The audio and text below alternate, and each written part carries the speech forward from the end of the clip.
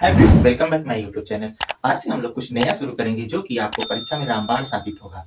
शुरू से जो 3 पार्ट है, एक विलयन और एक वैद्युत रसायन और एक रासायनिक बलगत की, इन तीनों पार्ट से न्यूमेरिकल प्रश्न बहुत अच्छे बनते हैं। तो आज से हम लोग 5 प्रश्न न्यूमेरिकल के डेली सॉल्व करेंगे, जो कि आपको परीक्षा में बहुत बहुत लाभदायक साबित होगा।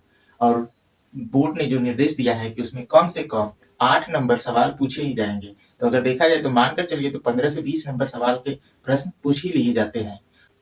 तो चलिए आज हम उन सवालों पर बात करेंगे जो कि आपकी परीक्षा की दृष्टि से अत्यंत महत्वपूर्ण साबित होगा। तो देखिए प्रश्न पहला जो लिखा है कि 500 ml m/2 विलयन बनाने के लिए NaOH की कितनी मात्रा लेनी होगी।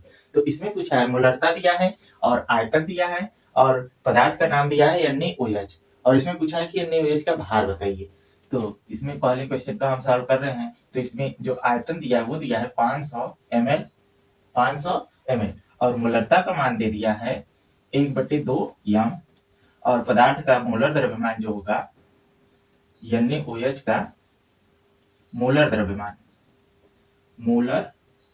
द्रव्यमान तो वो होगा, तो उसको हल करेंगे तो Na plus O plus H। Na का परमाणु भार होता है 23 और ऑक्सीजन का परमाणु भार होता है 16 और हाइड्रोजन का 1। तो टोटल अगर इसको हम जोड़ेंगे तो हो जाएगा 6 1 7 7 3 10 और फिर 40। तो इसका मोलर द्रव्यमान निकल कर आएगा 40। अब हम फार्मूला लगाएंगे, मोलरता बराबर फार्मूला होता है पदार्थ के मोलों की संख्या, पदार्थ के मोल की संख्या बटे आयतन।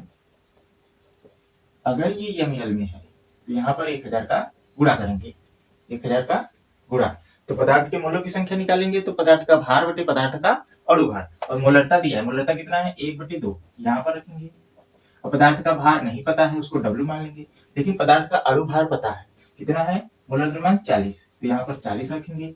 और ये जो है आयतन दिया है 500 ml और यहाँ पर 1000।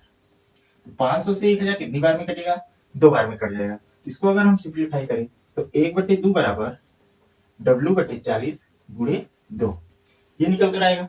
अब यहाँ से देखें तो इसको अगर हम पक्षांतर करेंगे तो होगा W बराबर 40/2 गुणे 2, और इसको हल करेंगे तो हो जाएगा 10 ग्राम। क्या निकल कर आएगा, 10 ग्राम। तो ये जो पदार्थ का भार निकल कर आया पहले प्रश्न के लिए, वो हमारा निकल कर आया 10 ग्राम। कितना ग्राम, 10 ग्राम। आशा करता हूँ ये समझ में आया होगा। समझ में आया तो वीडियो पर बने रहिए। दूसरा प्रश्न हम बताने जा रहे हैं। अब देखिए दूसरा प्रश्न जो कह रहा है कि मोलरता 0.1, मतलब कि दूसरे प्रश्न का हल जो है उसमें मोलरता का मान दिया है 0.1 यम, और फिर पदार्थ का नाम दिया है सोडियम कार्बोनेट। तो सोडियम कार्बोनेट का मोलर द्रव्यमान निकालेंगे। सोडियम कार्बोनेट का सूत्र होता है Na2CO3 का मोलर द्रव्यमान। तो इसको निकालेंगे तो 2Na plus C plus O3 जो लिखा है उसको हम ऐसे लिखेंगे O गुणे 3। तो 2 गुणे सोडियम का परमाणु भार 23 और कार्बन का परमाणु भार 12 और ऑक्सीजन का 16। तो ये हो जाएगा 23 गुना 46 और प्लस 12 और प्लस 16 दिया 48, ये निकल कर आएगा। इसको अगर हम जोड़ेंगे तो 8 2 10 10 6 16, और फिर यहाँ से भी देखेंगे तो ये हल होगा 106, मोलर द्रव्यमान निकल गया।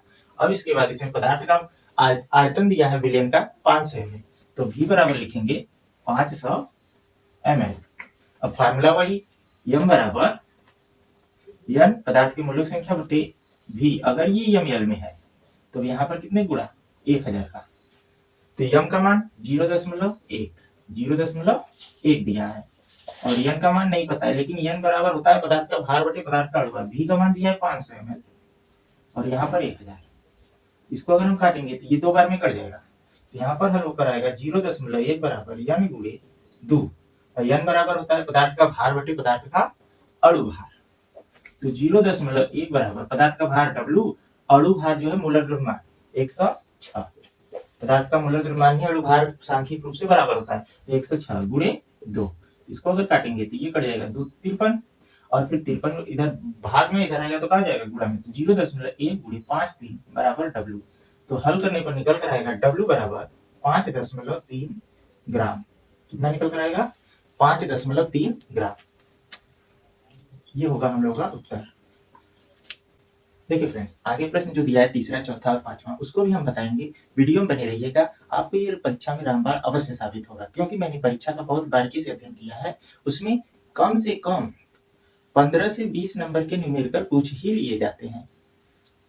अब आप अगर विश्वास नहीं होगा तो आंसर पेपर पिछले प्रश्नों का देख लीजिएगा।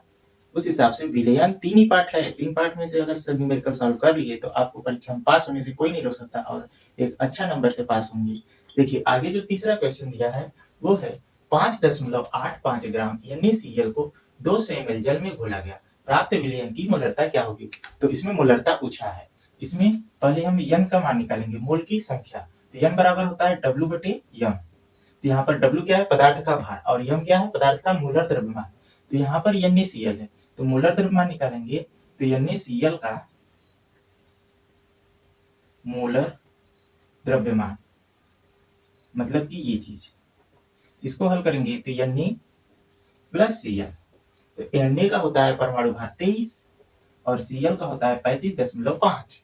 इसको अगर हम जोड़ेंगे तो होगा 58.5। तो यहाँ पर रखकर हल करेंगे तो W का मान दिया है, W बराबर जो दिया है ये है 5.85 ग्राम, और ये जो निकल कर आया 58.5।